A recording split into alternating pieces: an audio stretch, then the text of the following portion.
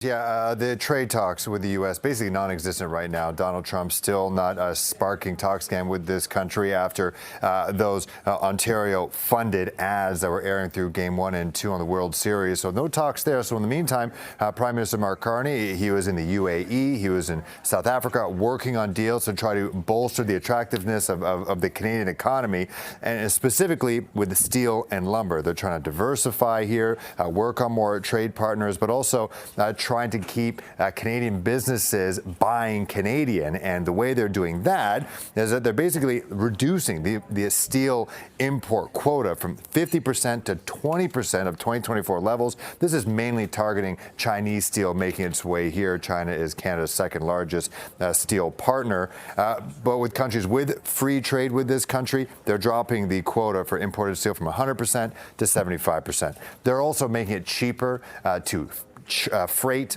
steel and lumber across the country itself. That's going to kick in next spring. They're also boosting a loan framework that they have for softwood lumber companies up from $500 million. So now it's the total of these loans that is available for softwood lumber companies is $1.2 billion. So here's Mark Carney with more on this announcement. So these new measures focus on three core objectives. First, to further limit foreign steel imports so as to increase domestic demand for Canadian steel producers. Second, to make it easier to buy and build with Canadian steel and lumber. And third, to invest in workers and businesses so they have the tools and the resources that they need to drive this industrial transformation.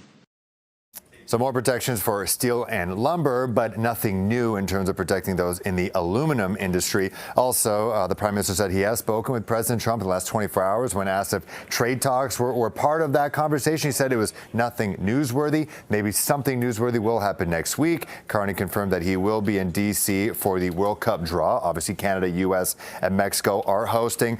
There could be some trade talks there sparked up. But again, we haven't seen any itinerary or any plan at all in the future about our two countries speaking about that. Back to you guys. I think a lot of industry leaders are hoping for good news next week. Phil Perkins reporting live from our newsroom. Thanks so much.